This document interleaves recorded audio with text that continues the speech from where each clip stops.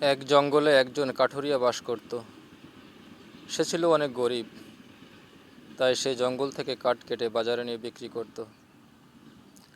একদিন সে যখন কাঠ কাটতে রওনা দিল, তখন নদীর ধার দিয়ে যাচ্ছিল। হঠাৎ করে তার কোড়ালটা নদীর পানিতে পড়ে গেল। তখন সে কান্না শুরু করলো, কারণ কোড়াল ছাড়া সে গাছ কাটতে পারবে না, আর গাছ কাটতে না পারলে চাল ডাল কিনতে পারবে না। তখন সে আল্লাহকে বলল, হে আল্লাহ, আমার কোড়ালটা ওঠানোর ব্যবস্থা করে দাও, কারণ এই কোড়াল ছাড়া আমি বেকার হয়ে যাব। তার কান্না দেখে আল্লাহর মায়া হলো। তখন আল্লাহ জিবরিল আমিনকে নির্দেশ দিলেন, তুমি তার কোড়ালটা উঠিয়ে দিয়ে এসো।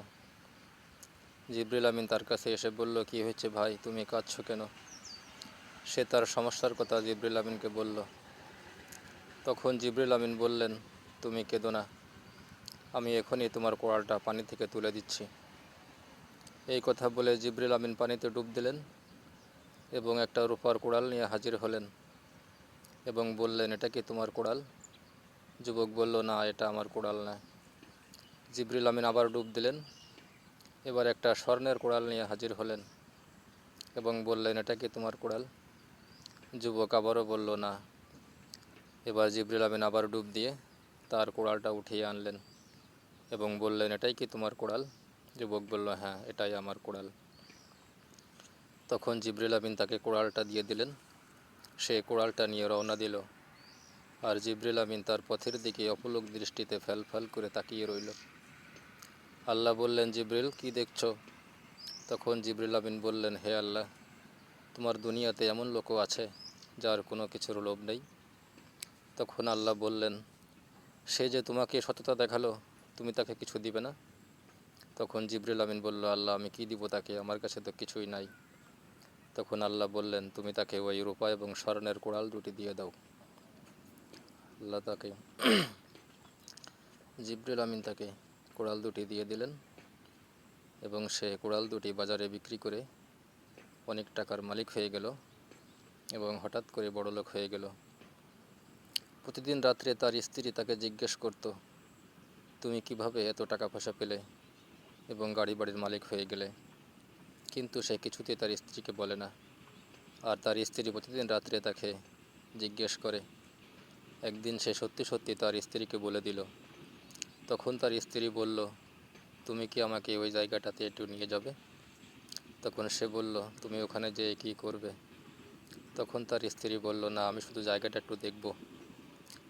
একদিন সে তার স্ত্রীকে নিয়ে সেই জায়গায় হাজির হলো। তার স্ত্রী ছিল কুৎসিত এবং খুব লোভী। তার স্ত্রী শুধু নদীর পানির দিকে তাকাচ্ছিল, যদি সে দুইটি কুড়াল পেয়ে যায়। কুড়াল খুঁজতে খুঁজতে একসময় সে নদীর পানিতে পড়ে গেল। যুবক আগের মতো আবার কান্না শুরু করলো, বলল, হে আল্লাহ, আমার বউকে ফিরিয়ে দেওয়ার ব্যবস্থা করো।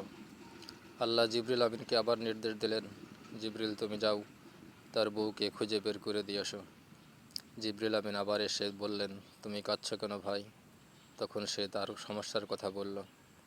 জিবরিল আমিন বললেন, তুমি কেঁদো না, আমি এখনই তোমার বউকে তুলে আনছি। এই কথা বলে জিবরিল আমিন পানিতে একটা ডুব দিলেন এবং চিত্রনায়িকা শাবদুরের মতো একজন মহিলাকে এনে বললেন, এটাই কি তোমার বউ? সে বলল, হ্যাঁ। এই কথা বলে সে ওই মেয়েটির হাত ধরে রওনা দিল। তখন জিবরিল আমিন তার পথের দিকে অপলক দৃষ্টিতে তাকিয়ে রইল এবং ভাবতে থাকলো, সেদিন দেখলাম কি আর আজকে দেখছি কি? তখন জিবরিল আমিন তাকে ডাক দিল। যুবক দাঁড়িয়ে গেল।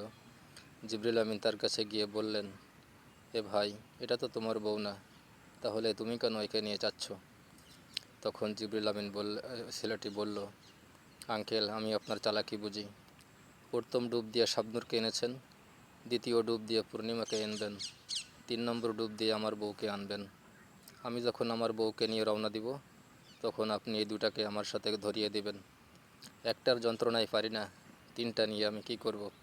তাই প্রথমটা নিয়ে রওনা দিয়েছি।